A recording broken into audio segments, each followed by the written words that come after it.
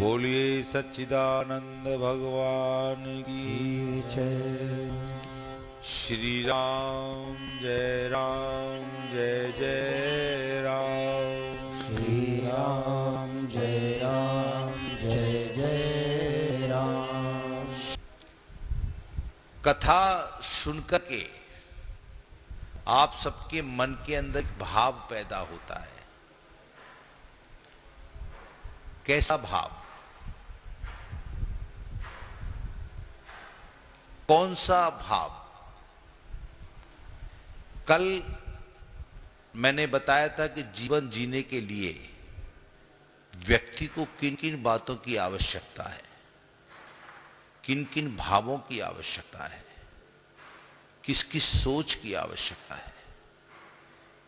जब तक आपकी सोच नहीं बदलेगी, जब तक आपके भाव नहीं बदलेंगे, भाव नहीं बदलेंगे तो आपके अंतःकरण में संस्कारों का अंकुर नहीं फूटेगा। जब भाव बदल जाएंगे तब आप भगवान के प्रति समर्पित होकर के संस्कारित हो जाएंगे। संस्कार व्यक्ति को महान बनाता है, परंतु संस्कार आता कहां से है? संस्कार हम कैसे जाने कि ये हमारे लिए उपयुक्त है या अनुपयुक्त है? कौन सी बात जीवन में अति आवश्यक है?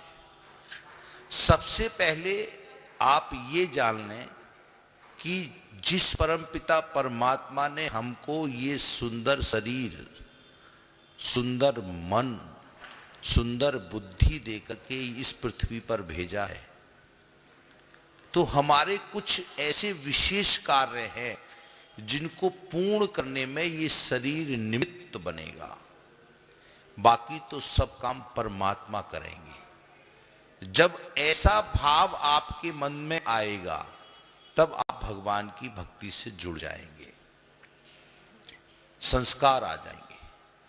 परिवार में जब आप रहते हैं, क्योंकि दो आश्रम हैं, एक गृहस्थाश्रम, एक विरक्ताश्रम।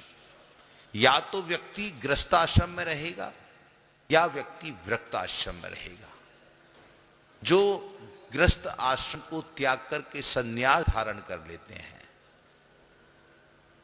वो महात्मा, महान आत्मा साधना कर करके बन जाते हैं।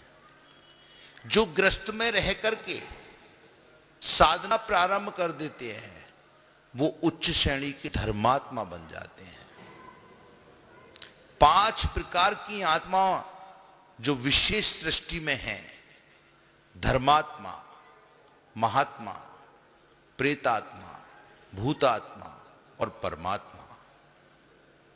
आपको चुनना है कि आपको कौन सी आत्मा बनना है। यदि आप ग्रस्त में हैं तो आप धर्मात्मा बन सकते हैं।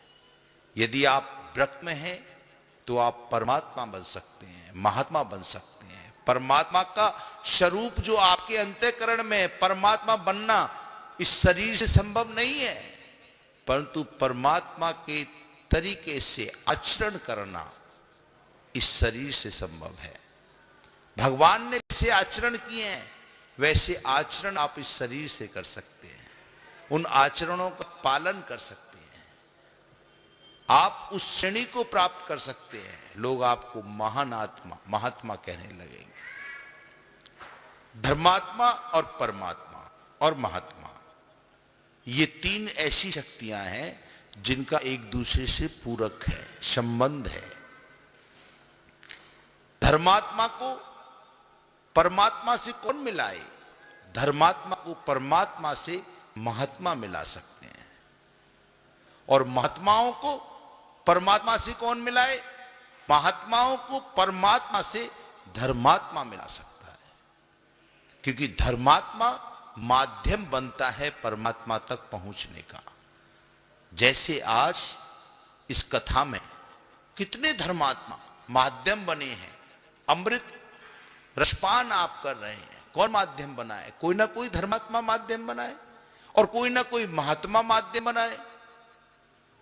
तो महात्मा और धर्मात्मा और परमात्मा, अब धर्मात्मा वो व्यक्ति है जिसके अंदर सनातन धर्म के संस्कार हैं। सनातन धर्म के संस्कार आपके परिवार में होने चाहिए। परिवार और गृहस्थ दो शब्द हैं, एक परिवार शब्द है, एक गृहस्थ शब्द है।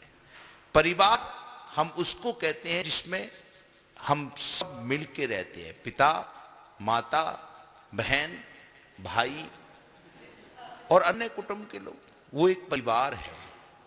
परंतु जब व्यक्ति स्वयं शादी करता है, स्वयं विवाह करता है, तो उसका अपना गृहस्थ बनता है। उस गृहस्थ से फिर उसका अपना परिवार बनता है। तो यदि उसने अपने परिवार में संस्कार लिए हैं, तो वो अपने गृहस्थ जीवन से जो प्रारंभ परिवार हो रहा है उसमें भी संस्कार अवश्य देगा। वो सनातन धर्म की परंपरा है। संस्कार में सर्वप्रथम प्रारंभ मां से होता है। परिवार की जननी कौन है? मां। परिवार की जननी कौन है? मां। तो संस्कार भी कहां से प्रारंभ हुआ? मां से। संस्कार की जननी कौन है? मां। इसलिए उस परम पिता परमात्मा को, उस ब्रह्म को, उस कृष्ण को, उस राम को, जिस भी रूप में आप उस परमपिता परमात्मा से जुड़ जाएं, उसको किसी ने देखा नहीं है, उसका अनुभव किया है, उसको महसूस किया है, उसका प्रतिरूप देखा है, किसी व्यक्तित्व के अंदर उसका प्रतिरूप देखा है। ये ऐसे हैं, इनके अंदर ये छवि दिखाई देती है, प्रतिरूप देखा है, अनुभव किया है, साक्षात्कार का अनुभव किया है, चेतना का अनुभव किया है, परंतु कभी उससे मिले नहीं,